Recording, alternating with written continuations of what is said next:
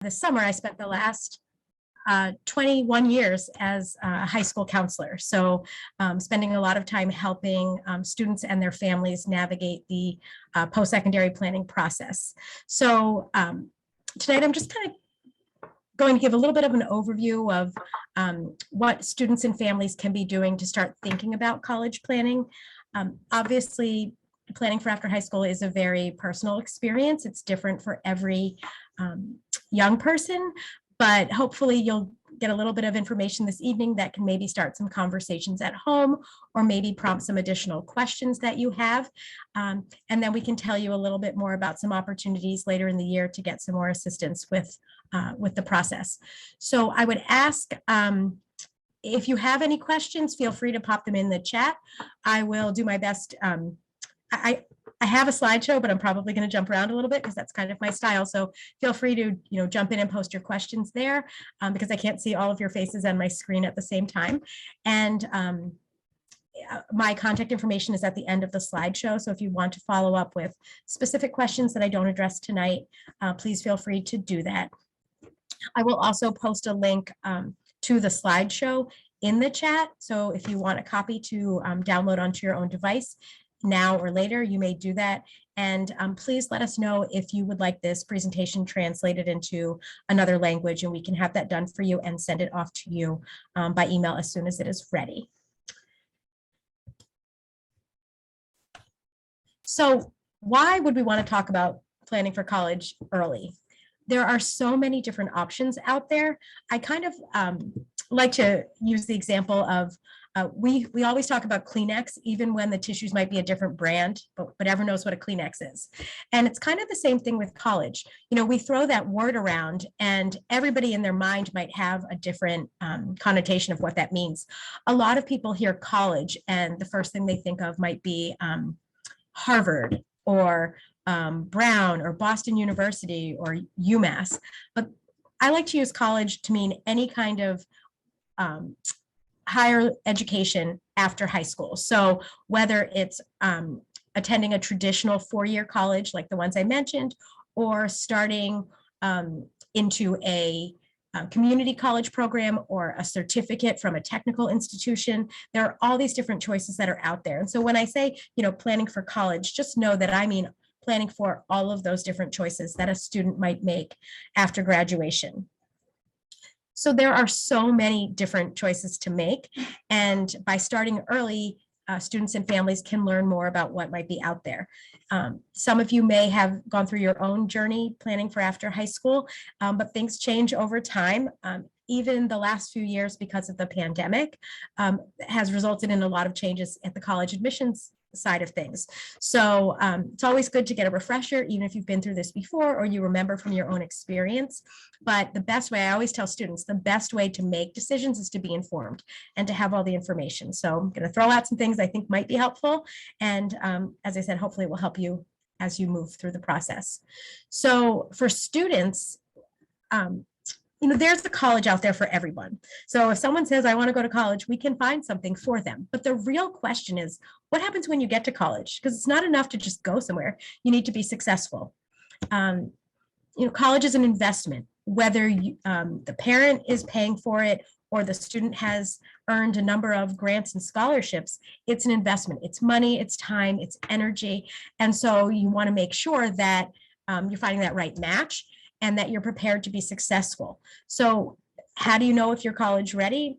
Well, hopefully by taking courses in high school that get you ready to tackle college work. And we're going to talk as we go through the slides about some of the opportunities we have here at New Bedford High School for students to sort of stop and say, hey, am I college ready? Am I trying things that help me know, like, yes, I'm on the right track.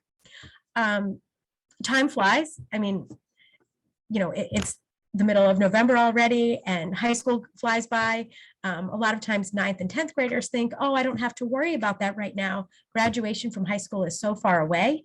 But, it's like you snap your fingers and it's time to start looking at colleges or planning for another course of action after high school. So it may feel early to start talking about post-secondary plans early in high school, but there's really no time like the present.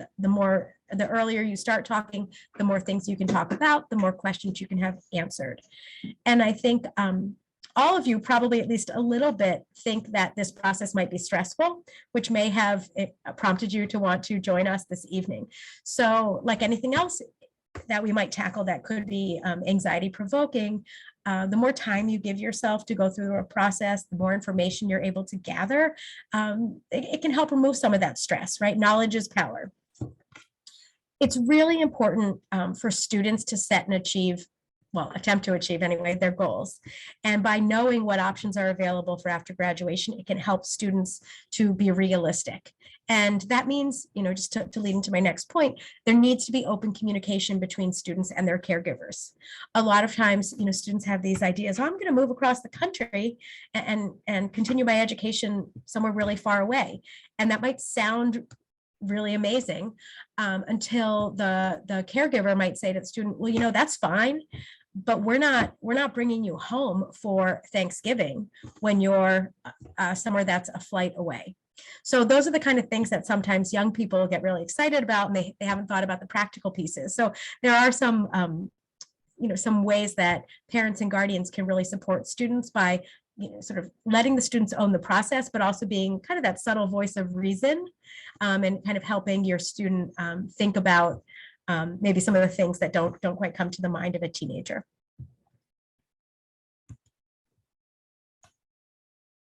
So I'm going to kind of skip over a lot of the slides because there's just so much information we'd never be able to get through it, but you will have access to the whole slideshow. I tried to think of what are the critical things that everyone really needs to know sort of as you embark on the process. So there are different kinds of colleges, and there's a lot of terminology, things that you or students might hear people saying, and it's helpful to just kind of have a refresher, or at least if you've heard these terms once or twice, if someone mentions them to you, it will ring a bell and say, I think we talked about this. So and all of this is general information, right? There's always variations, things that don't, fit exactly into a box. But generally speaking, two-year colleges award associate's degrees and often certificates. So certificates are usually short-term. They might be a semester, they might be 10 months, they could be maybe even two semesters, 3 semesters, a year and a half, but they're something shorter than 2 years usually. And a certificate generally helps somebody earn a credential. So for example, let's say a student wants to go and become a landscaper. They might take a certificate program in something specific to their industry. So now they have a credential, and it might make them more marketable for jobs. Oftentimes, if you earn your certificate from a college, like a community college or a technical college, oftentimes you can build on that certificate, roll it into an associate's degree, but not always. So those are, the things you need to think about when you're deciding, what am I looking to get here? Our community colleges, although they do offer many, many certificates, students generally think of them as the place to go for your associate's degree. You can either complete an associate's degree that's geared towards getting you out to work after the 2 years are over, or you could do an associate's degree that is designed to help a student continue on to a 4-year college, typically right after that associate's degree is done. So for example, a 2-year associate's degree that's designed for a transfer student would line up very well with the general education requirements that a student at a 4-year institution might be taking. So if a student went to our local community college, Bristol, right out of high school, and with the intent that after 2 years, they would like to maybe go to UMass Dartmouth or maybe to Framingham State, they should feel pretty confident that with the support of the advisors at the college, the courses they're taking in their first years of college will line them up to be a junior when they transfer. Now, there's all sorts of little things that can come into play there, like placement testing. Sometimes students aren't college ready when they get to a college, and so it might take a student 2.5 years to get that associate's degree or something like that. But in ideal circumstances, you start at a community college and go right into college level work. you should anticipate in Massachusetts, if you complete an associate's degree that's designed for transfer students, you will be able to transfer to one of our four-year state schools. Our state schools include the four UMass campuses, as well as schools like Bridgewater, Framingham, Worcester, Mass College of Liberal Arts, Mass Maritime, Mass College of Art. Did I say Salem, Fitchburg, Westfields? I might be missing a couple in there, but we have a really great public higher education setup in Massachusetts. So students who do the associate's degree at a community college will get a lot of assistance, not only in transferring to the four-year school, but if they do well at the two-year school, there's programs where they can save money when they transfer to the four-year school. So it's a great option. There are also some two-year colleges that are not part of our community college system. There might be private colleges or other kinds of institutions, and those also offer associate's degrees. Now, sometimes there are colleges that offer both associate's degrees and bachelor's degrees. For example, New England Institute of Technology, which is definitely in driving distance from here. It's located in East Greenwich, Rhode Island, has great programs in lots of career-oriented fields. So nursing, automotive, marine technology, engineering, and some of the building trades like plumbing. They started out as a two-year school, and over time they offer four-year programs. So you could go to a school like that, start in a two-year program, and then you sort of have the choice. Do I want to go out to work? Do I want to stay? But many two-year schools, especially our community colleges, they're designed to end after 2 years. So a four-year college is what we, a UMass campus, a Boston University, Boston College, something like that. They typically issue bachelor's degrees, and most of those schools do not also issue associate's degrees. So it's sort of that thing, if a student isn't 100% sure about where they want to go, and let's say a student heads off to Boston University after high school, and 2 years in, they're like, you know what, I really want to get out to work. I don't want to finish this degree. They would basically be leaving the four-year school without any sort of mark of completion. Whereas if a student goes to 2 years at Bristol, and then they say, I thought I was going to keep going, but now I don't want to, they get that associate's degree. So hopefully that makes sense. I'm happy to expand on that more if necessary. But I guess the biggest takeaway is we have fabulous state-funded schools in Massachusetts. They tend to be a little more affordable for many families, but the community colleges, two-year degree or certificate, four-year college, bachelor's degree, and then there's all sorts of private institutions that are out there. So what is the difference between public and private? The public colleges receive some of their funding from our state. So for students that live in Massachusetts, if they attend a public college in Massachusetts, they get a reduced rate. So if I lived in New Bedford and my teenager finished high school and decided to go to Bristol, they would pay one price. And if my cousin who lives in upstate New York decided to send her child to live with me and go to Bristol, that student would not be a resident, would have to pay higher tuition. So generally speaking, when you're talking about students coming right out of high school, unless a whole family is moving, students don't usually relocate to go to a community college, because if they're moving to a different state, they wouldn't be considered a resident till they lived there for a certain amount of time. So most young people going to a community college live within commuting distance. There are a couple community colleges in Massachusetts that partner with a local state school, a four-year school that does offer housing. So there might be a student in New Bedford that wanted to go to, Mount Wachusett Community College, and they have some housing options. So a student could get a dorm up there, but most community college students are commuting from home, often with a family. And then of course, there's other things students do after high school, like head into the world of work, join the military, or maybe take a gap year. And a gap year is really, it's sort of a term that people use. It's supposed to mean something official. So deciding like, I need a year to think about what I want to do, that isn't really a gap year. A gap year is like when you do a special program. So maybe you have an internship for a year, or maybe you're doing, something through some organization that the family's involved in, and you're traveling abroad to do a service project for a year or something like that. But people kind of throw it around like anyone who gets out of high school and says, I need some time off. We call it a gap year, but it's supposed to be something a little more official. I do want to mention that there are great ways through the military to help pay for education. One of those great options is the National Guard. And hopefully students will learn more about that through college fairs and through other presentations. But sometimes not everyone realizes that you can actually get into school right away and be part of the military. We often think of, you need to enlist and be there for several years, and then you get those education benefits. But through organizations like the Guard or ROTC programs, you can sort of do both right away. Another little caveat to the public and private piece, New England has a program called the New England Regional Student Program. A lot of people just call it the Apple program because for years their little logo had an apple in it. And long story short, it's basically a program where if you live in one of the New England states and you want to study something that isn't offered at your public institution, so if I wanted to study a particular major that was not offered at any of the UMass campuses and any of the state colleges in Massachusetts, but it was offered at a 4-year school in Vermont, I could go to that school in Vermont for a reduced rate.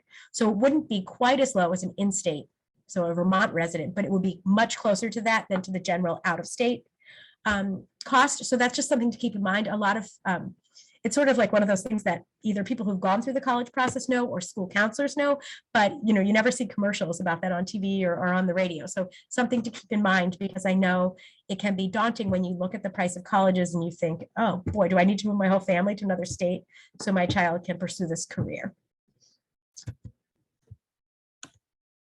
Okay, so I'm not going to spend too much time going through this, but as students approach, junior year, they should really start thinking about all the courses, all the colleges on their list, and making sure that they have what we call a safety school, which is, schools you're pretty sure you're going to get into.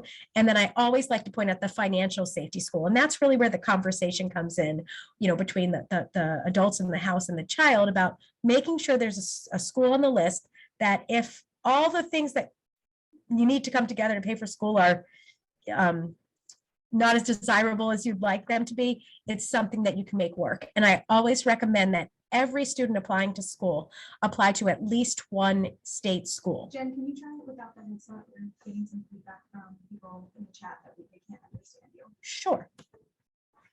Is that better? Yes? No? Maybe? Katie, can you understand her better? Okay. I could understand her fine. I wish we had more time. I'd repeat myself, but we'll just keep going. So anyway, bottom line is you want to have a school that you can realistically make happen. We're going to talk a little bit more about financial aid, because I know that's usually the biggest thing on people's mind when they start thinking about college. So again, what do you want to think about when you're choosing schools? And these are things that students need to think about over time. It's not, a conversation to have over one night. And a lot of these things are pieces that students will pick up as they start to attend college fairs, meet with college admissions reps, hopefully get onto some college campuses. So size. And there's lots of search engines out there that students might use to select colleges or to generate a list. But generally speaking, it's sort of a small school is less than 2,000. Then you have this middle range. Then you have this super big range. And that large range can go up to, 20 or 30,000 students. New Bedford High School we would consider a big high school. So for many students, they want a college that's bigger than, their high school. But it affects things like, it's not just how many friends can I make with 20,000 students on campus. How many students are sitting in my classes? Are my classes taught by the professor or by a teaching assistant? So there's all sorts of little pieces. One thing I always encourage students to do is to look at, there's lots of colleges out there that are part of consortiums. So for example, up near Fenway Park, I know everyone knows where Fenway Park is, there's a Colleges of the Fenway Consortium where there are several small schools in that area. And while they're independent institutions where you enroll, they share things like social events. So the ability to pool resources and bring in, a great concert for the students, or to be able to eat in each other's dining halls and mix and mingle with other students. So you can kind of get the best of both worlds. You can have small classes and a lot of attention, but also get some of the social experiences of being in a bigger institution. Locations, not only how far away do you want to be, but what kind of setting. Do you want to be in a city? Do you want to be on a campus? Do you want to be, UMass Amherst, for example, is a rural area, but there's so many students there that it feels like a city in and of itself. And again, a lot of that comes down to fit. And so if students are able to visit colleges, it's so helpful. They can usually, a high school student can usually kind of look around a campus and kind of get a feeling like, I feel good about myself here. I can see myself here.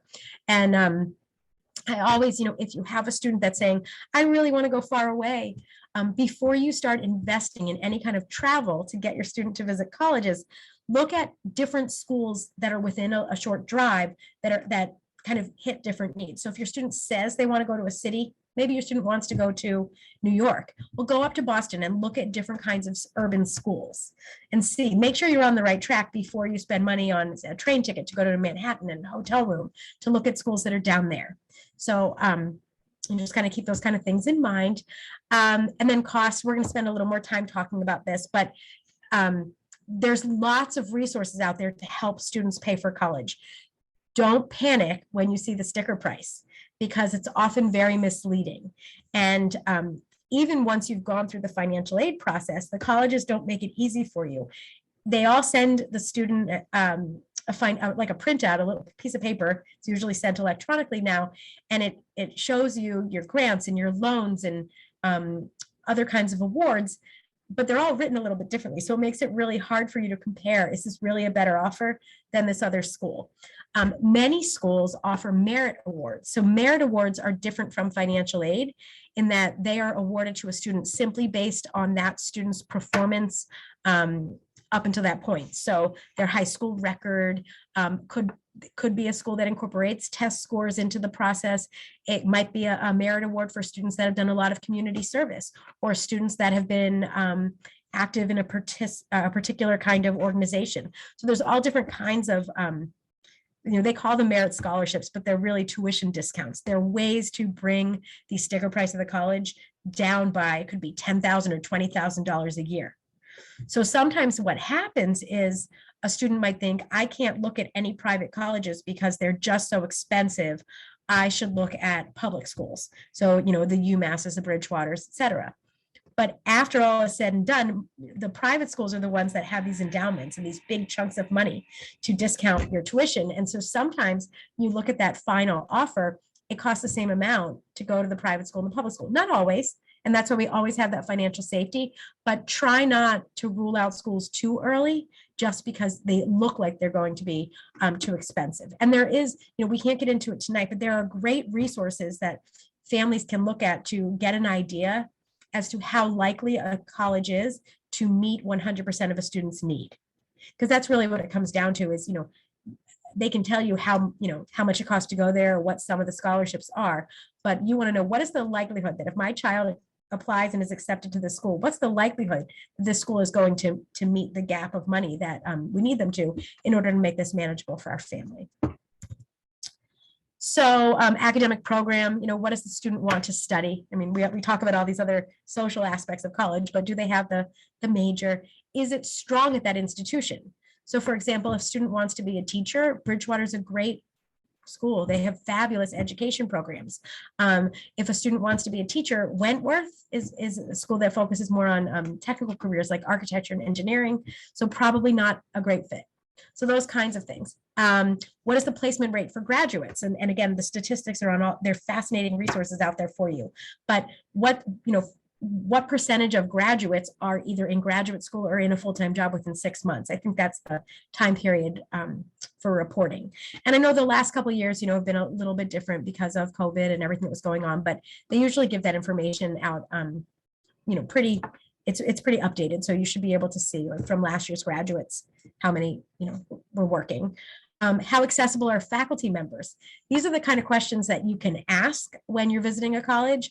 but might be a great question to ask of a college student. So if you know somebody that's attending a particular school, it might be a great, like, as you're seeing family and friends over the holidays, if there are any college students there, ask them, how accessible are your faculty members?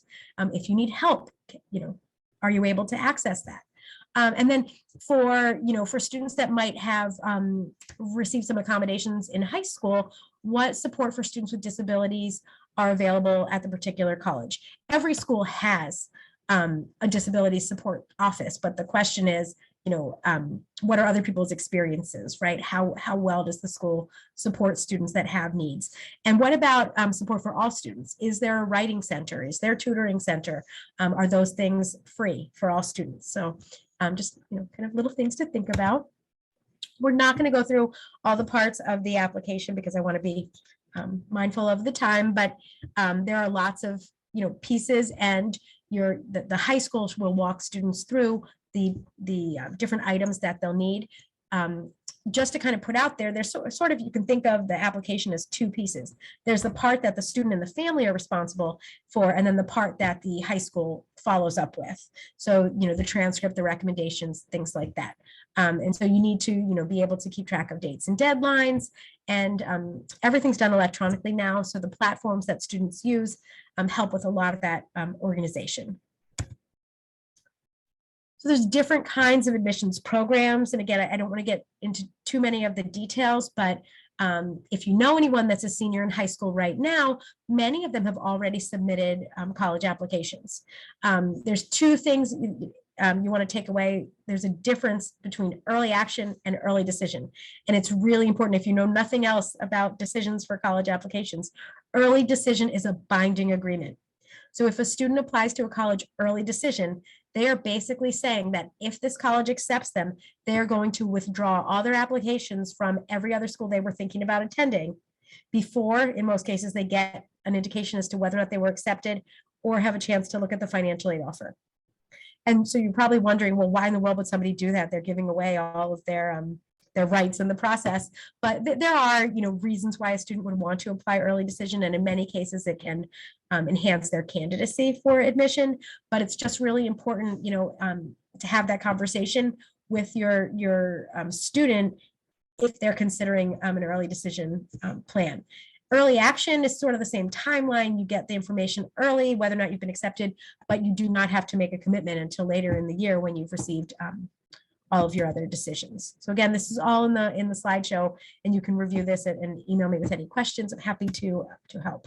So of course, the decisions that you might get, we always want students to be accepted to their first choice schools, but the reality is we also want students to reach high, right? So you have to, you'll never know if you would have gotten in if you don't apply somewhere. So it's quite possible that many students will receive deny letters from different schools. Defer is a term that only relates to the early process. So if a student applies early, could be early action, could be early decision, it is possible that the college might think the student, they look all right. We're not ready to say no to the student, but we want to see what our entire applicant pool looks like and how this student compares to the entire pool, not just the early pool, before we make a final decision. And then wait list, it's like the best and the worst part of college admissions. If you apply to your dream school and for the rest of your life, you can say, well, I got waitlisted there. I guess that's better psychologically than saying I got denied. But if a student is waitlisted, there's no guarantee that they're going to come off that wait list, or like how many students are on the wait list, what order they're going. So when the May 1st comes around, when students have to commit to a school, if they're still have a school where they've been waitlisted and it's their first choice, it makes it hard emotionally to really get invested in another school. So it's kind of like double-edged sword there, but something that students might be talking about. All right, the really important stuff. So there is a lot of financial aid out there, and I will always fall back to make sure there's a financial safety on your students list. And I think we're very fortunate in Massachusetts. Not only do we have a great local community college, Bristol, but there are community colleges across our state that offer different kinds of programs. And so I feel like every student should really have that maybe as an option, just because you don't know what's going to happen, even between January and June of senior year. Things happen. majors change, plans change, family situations change. So a community college is always a great option. If not, or a student is certain they want to be in a four-year school, a four-year state school is a good choice as well. So as I mentioned, financial aid is based on financial need, or there are these merit awards or special talent. Grants and scholarships come in all different forms, but they do not need to be paid back. So if someone gives you a grant or a scholarship, it's like free money. Sometimes there are stipulations. If a college gives you a scholarship, maybe you earn the presidential scholarship for $10,000 a year, it might say you get this every year if you maintain a B average in all your classes. So sometimes there are stipulations like that, but it's money that you will not have to pay back. Loans, that's the money you have to pay back. So they're happy to lend it to you, but you will have to pay it back. And I think there's a lot of misinformation out there because we always hear on the news and people talking about these young people that go off to college and they're $100,000 in debt and they're back at working at their high school job. When you're hearing those situations, those students probably weren't making wise decisions in their senior year about where to go. The real student loans are capped at a certain amount of money a year. It's, don't quote me on this, but it's something like $5,500 for your freshman year, and then it's maybe $6,500, and maybe $7,500 for your senior year. I could be slightly off if they've gone up a little bit, but they're capped. So if you're incorporating those kind of loans into your financial aid package, if you're getting a financial aid package, you're likely to see those loans. When people are accruing all this debt, they're getting outside private loans as well. And so that's when you really need to sit down and say, are we making, a wise choice right now? But again, don't knock the expensive schools because they often have more money to give. So, but just kind of know in the back of your mind that you really need to look at those award letters carefully. It's not just what is the bottom line out of pocket for my child to go, but out of pocket plus everything that needs to be paid back. And again, the colleges write it up a little bit differently just to keep you on your toes. There is some room to negotiate a little bit. If your student gets into their top choice school or their favorite one, and maybe their next favorite one gives them $5,000 more, the final cost is $5,000 less to go to that school. Sometimes you can call the financial aid office and plead your case and say, gosh, my child was going to go to your school, but such and such competitor offered them $5,000 more, so we have to send them there. They might give you $5,000 more, or maybe they'll meet you in the middle and give you $2,500 more. So, it's you don't have a ton of control over the process, but there is a point in time where you can try to negotiate. And again, the school counselors and other helpers that come in to help high school students should be able to help you navigate that process. And then, of course, most colleges or many colleges package work study as part of the financial aid award. Work study is basically giving the kid a job on campus. So in other words, if you need to fill $20,000 to meet the gap, and $2,000 of that is work study, they incorporate it in there to show that you've added up to $20,000, but you can pretty much anticipate that paycheck is going in your child's pocket. It's never going to end up back in the office at the college where they pay the tuition bill. So if your child has another skill where they can work off campus, that they often would make more money doing that than the work study job. So it depends on the college, but most of them give the paychecks right to the student. So just something to keep in mind. Okay, so who receives financial aid for college? So this is from a couple years ago, but just to put things into perspective, 84% of full-time, first-time undergraduate students received financial aid. So this was the prior to the pandemic. That's a lot of students. That's the majority of students are getting some sort of financial aid in college. Now, I know I've covered some of this, but just to sort of put it into perspective, how are things broken down? So 64%, this is average, 64% from grants. Again, those are things you don't pay back. Federal loans, tax credits, and then work study. And then in 2021, so not the year we just finished, but the year prior, undergraduate students received an average of $14,800 per full-time student in financial aid. And that's sort of how it's broken up. Okay. Now, income level. Oops. Just trying to. Can you guys see the top of my screen?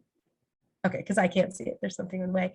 But so this is for Pell Grant recipients. So this is money that's reserved for students with high financial need.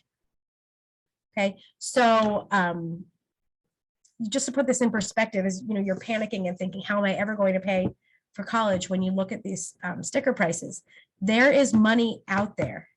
So don't avoid college because you think your child is not going to get the financial aid that they need, or that your family needs to make it happen. The Pell Grant is awarded based on filing your federal financial aid form. So there's not to get too much into the details, but basically when you apply for financial aid, you complete a federal form, and the government determines what the family of the student should be expected to contribute. So let's say I'm a parent and I complete the FAFSA, and the government says your family can pay $15,000 a year for your child to go to school. And my child picks a college that's $30,000. My eligibility, or my child's eligibility for aid, is the difference between the total cost of attendance and what I'm expected to pay. So I'm eligible for $15,000. If my child chooses a college that's $60,000, my estimated family contribution doesn't change. So my eligibility changes. Now I'm eligible for $45,000. So so the government basically determines what your EFC is. What people aren't always aware of is that not all colleges meet 100% of that need. So I might have a need for $45,000 to make the difference between my EFC and the total cost of attendance, but college A might meet 95% of my need, so pretty close. College B might meet 50% of my need. So somebody's got to, they're leaving a gap there, and somebody's got to fill that in. That's where people are racking up other loans that add up and add up and add up. So again, that's why, it's a good idea when you get those financial aid awards to sit down with someone who does this, part of their job, a school counselor or financial aid person at a college, to walk you through it and really make sure that you're comparing apples to apples, because it can be very confusing. So what can students do early to be prepared for college? Well, most importantly, students need to learn about themselves and what they're passionate about and what they enjoy doing, and try to make connections between who they are as a person and what careers are out there. So we only know about the things we're exposed to. So, if you have the opportunity, if you have coworkers or friends or neighbors that do interesting things with their time, encourage conversations with them, help your child, to ask questions of adults. How did you end up in that field? A lot of adults got out of high school thinking they were going to do one thing, and maybe they followed that path for a bit, but a lot of us sort of navigate and land somewhere differently, and hearing other people's stories about how they figured out that path can really be helpful for students. Taking career assessments, there's lots of stuff online, or a student can ask their school counselor to recommend or show them some different sites, but learning about, what are my strengths? What are my interests? How do those translate to careers? And then also going back, I love to go backwards, start with the career. And then what is the preparation you need to get into that career? What is the college major? And then what are the colleges that offer that major? Try out, different levels of classes in high school. So colleges want to see that students are challenging themselves. So if you're not taking the highest courses available to you, maybe next year, take a harder class, take an honors class or an AP class. Try the different career and technical offerings here at New Bedford High School. So we have all these different NAF academies. If a student has an interest in engineering or information technology or health, there's opportunities for students to try classes that might either help them solidify, yes, I'm on the right path here, or, oh my gosh, I really thought I wanted to help people, but it is not going to be in the medical field. And then they can go back to their counselor and say, can you help me think of some other things that might, align with my interests, but do not involve touching other people or, looking at needles or things like that. And then there's also, we have two CVTE programs here at the high school, the radio and television broadcasting and our business technology. So those are great opportunities for students as well to, really get some hands-on experience and maybe help them narrow down their future path a little bit. Taking a college class is so valuable when you're in high school. I think I mentioned at the beginning of the presentation something about being college ready and knowing that you can do the work. If you take a college class in high school and you meet with success, not only can you show your grade in that to a college admissions team and say, hey, look, I'm ready for college, but the self-confidence that an experience like that builds for a young person to know, hey, I'm taking classes that are designed for people who've completed high school and I'm already being successful. It can really help students like have that confidence, which that really propels them to do better both in high school and in college. So there's different opportunities here through dual enrollment. Dual enrollment really just means a high school student taking a college class. But we also have an early college program that's a little bit more, it's more structured and organized with specific classes. And students who do early college will get, I think, a minimum of 12 college credits by the time they graduate from high school here. So there's all different options. You meet different needs, but students should talk to their school counselors about those and keep your eyes out for different information that might come out from the district or opportunities to talk to teachers or administrators about the different choices. And then of course, meet with your school counselor or meet with your child's school counselor to get advice, have your questions answered. And if there are opportunities, to come in for presentations, I always find those to be really helpful because another parent or guardian might have a question to ask that you didn't even know you had. You didn't even know it was a question to ask. And so by hearing what's on the mind of other families, it might, really help you learn more than you really anticipated. So these are just some little timelines to help you a little bit. We've kind of talked about some of this, but what can 9th graders be doing? What can 10th graders be doing to get ready for the college process? I mentioned PSATs. That's like a practice for the SAT, and you can take that here in both 10th and 11th grade.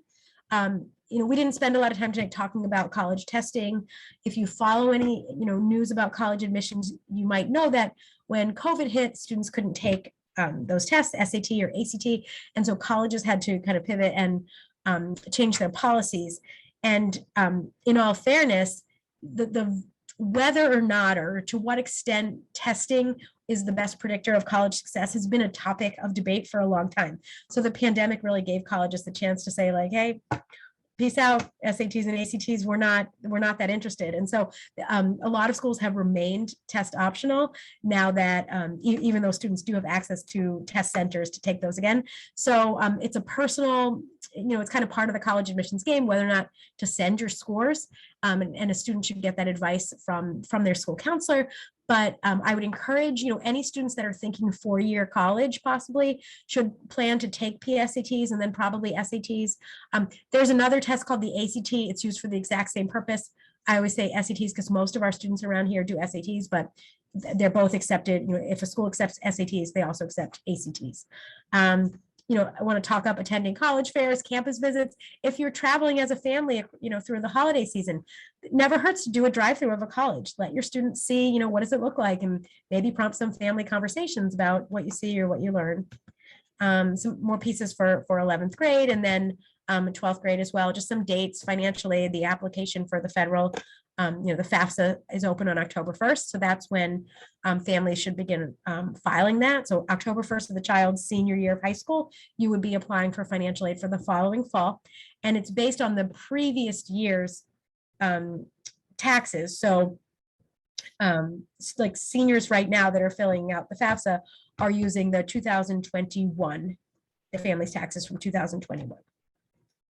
And then you file your FAFSA every single year. So fun stuff. And then of course, ask for help reviewing those letters. So what can parents and caregivers do? Let the student lead the search. This is their journey. As hard as it can be sometimes, like you really have to let them take the reins. You can offer perspective, try to, support them and listen to them without coming across as judgy or, making all their decisions. Help them with realistic guidelines.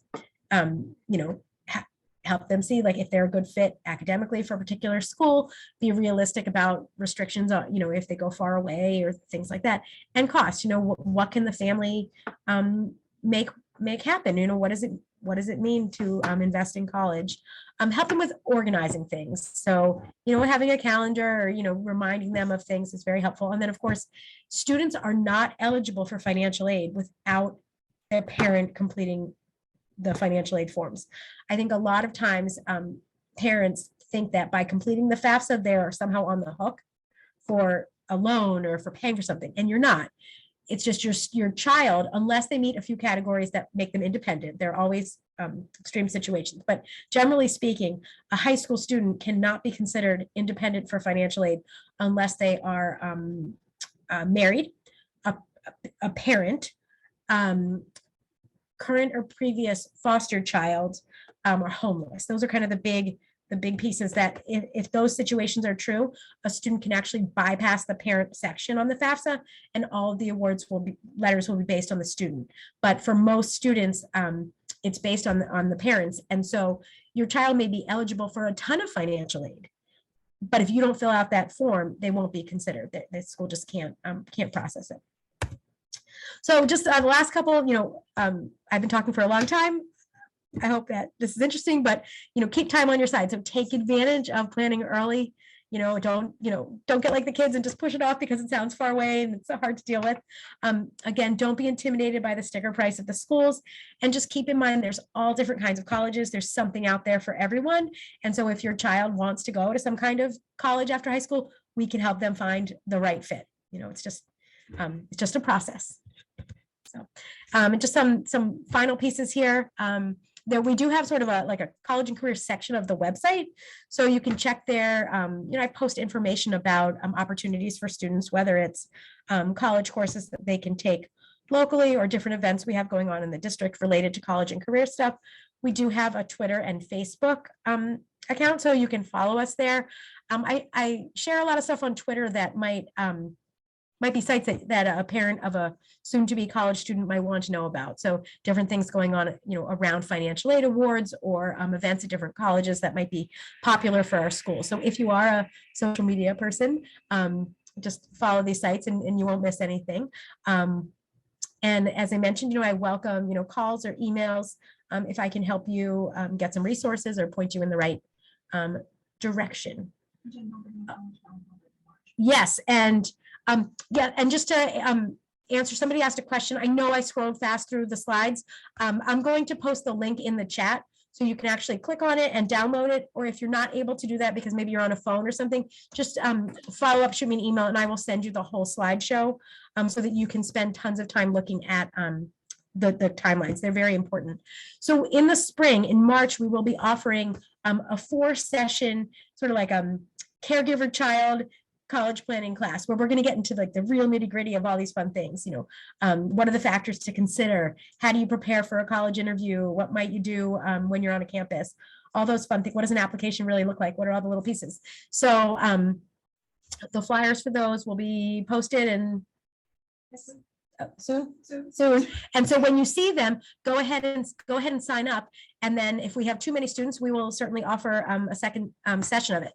That will be an in-person experience, and it will be kept to probably about 10 families, because if it gets too big, it's hands-on, it's interactive work with your child. So like I said, if we have a lot of interest, we will just make sure that that we offer the class again. Okay. That's great. So major is what you want to study in college. So perhaps you want to be an international business major, but you also want to study economics. So your major might be, and it's different, it could be like 12 courses in the international business area, but maybe you do a minor in economics. So you might take 6 classes that are in a different department. So it's sort of like having a double major, except that for your minor, you don't have to take as many classes. Other good examples might be like somebody studies political science, and maybe they have a minor in history or something like that, right? Sometimes some programs require you to double major. from that. Yeah, I mean, there's all different variations. A lot of schools now let you actually design your own major, which, is kind of cool. You can just pick whatever, you want to study and put it together. They usually have somebody help you a little bit, but I actually, a million years ago when I went to college, it was sort of like a new thing. And I did a design your own major. It was, it was a big deal back then, but now it's pretty run of the mill. So I'm going to type in here the website for the slides, if I can see it clearly. There's a question about Gear Up. Let me just type this and I will answer your question. Okay, I think I got this. So Gear Up is an outside organization that partners with, in our case, with our schools. They have them in different cities around Massachusetts. It's actually a national program. So I can't, speak specifically to the ins and outs of their daily activities, but in our school, Normandin begins the Gear Up program in 7th grade. So when students usually arrive at the high school, they're already in Gear Up, although some other students can be picked up as time goes on. But they do all sorts of things from, assisting students with the financial aid application, college applications. They do presentations. I think they do some of their own field trips and stuff like that. So I just want to answer one more question, and then unfortunately I do have to jump off because I have a financial aid night to jump onto a Zoom for. So the Pell Grant, the Pell Grant is based on an individual's completion of the FAFSA. So as long as a student is able to complete the FAFSA, like if somebody moved here and now they're an adult and they want to go back to school and they meet the criteria to complete the FAFSA, I don't believe they would be restricted for Pell eligibility based on where they went to high school. But my experience is primarily working with students who are in high school here.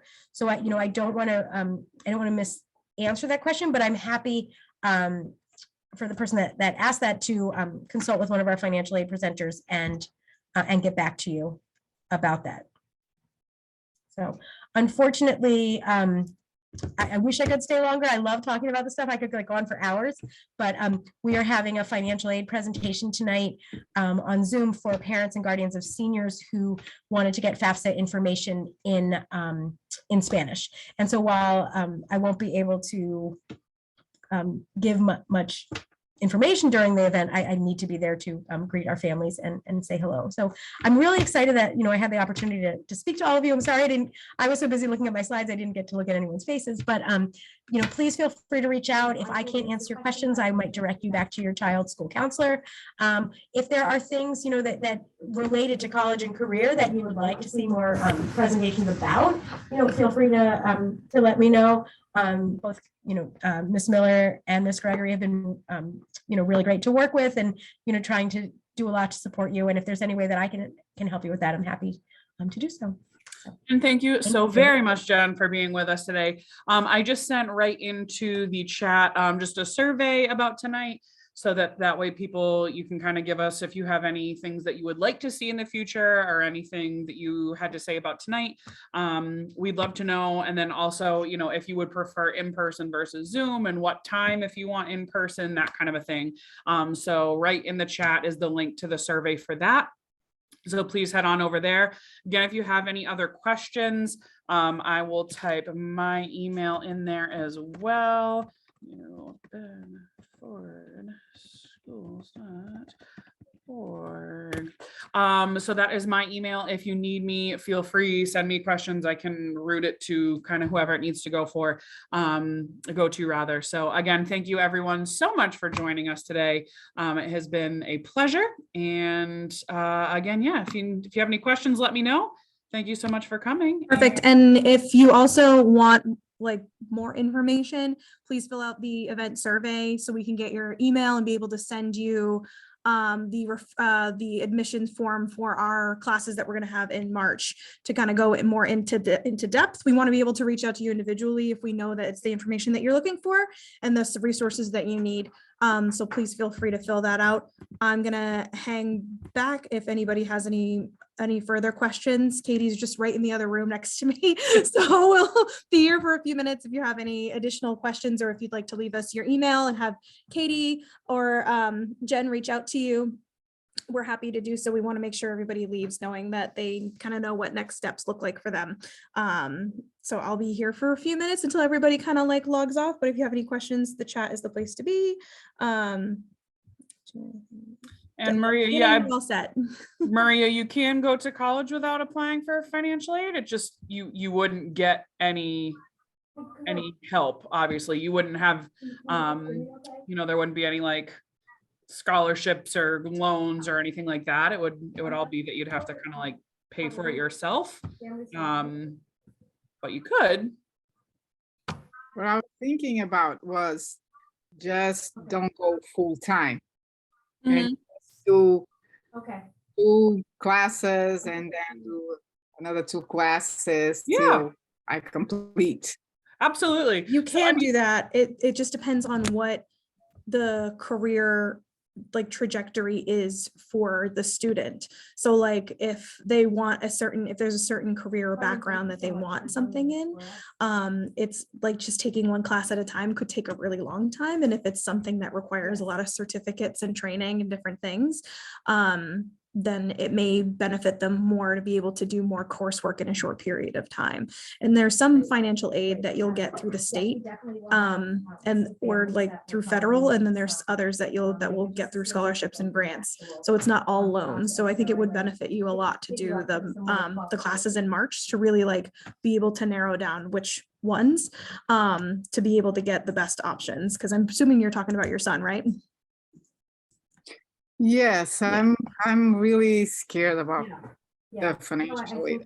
Well, when they finish college, a lot of money to pay back. So my oldest, she graduated in 2017. Well, hers are frozen because she's doing her PhD, but the money stays there, so you have to pay it. Yeah. It can be a lot. Yeah, I mean, that's one of the reasons like I went to UMass Dartmouth, because that was, a very big concern for me, and I didn't want to have to be in debt with, I have friends that are easily 100,000 and higher deep in, and that wasn't something that I had the option to do. So that's one of the big reasons I chose UMass was for that. I mean, I loved it. I adored being there. It was a great school. And I loved it. And it's obviously a lot more reasonable than some of the other schools, especially, private schools in Boston and that kind of thing. And, I have different experience because I went to college in Portugal. Yeah. And I didn't pay anything, and I don't have financial aid. Yeah. So it's all free. Mm-hmm. And over here, I had the experience of my oldest that she went through financial aid because we were still living in Cape Verde. So she had to go through it. And I had my son that came as an international student, and he couldn't do any financial aid because he had no access. And it was huge, the amount of money I had to pay for him to go 2 years in a community college. So I think this whole college thing here in the United States is very, I don't know. Yeah. I have 2 more to go. So my daughter just, that gap year, she doesn't know, it's not a gap, but she doesn't know what she wants to do. Yeah. And I told her, no, you better think, because it's very expensive for you to go. And then I have to pay, or you have to pay, or I have to help you pay. I mean, for something that you're not sure. Absolutely. And then I have cows, right? Right. Like Jen had mentioned, you know, trying out different classes and things. Like while they're here, there are so many different opportunities, which is so good because like I went into school for nursing and I did the early decision. So it was like December of my senior year and I was locked into UMass for nursing. And then I did 2 years and then I was like, oh, this is actually not what I wanted. And then I hadn't really done anything. I hadn't, you know, done a CNA. I hadn't tried anything. I was like, oh, that's what I want. That's what I want. And then, you know, I get into it and come to find out that is not my cup of tea. And thankfully, you know, I was 2 years in, so I was able to switch and I ended up with English and sociology and here I am. But yeah, I would absolutely So, recommend. maybe in March you're going to be it's going to be helpful because Yeah. Camila, she loves arts. She can paint and she's very good in photography, but I don't know where to go, where to look for those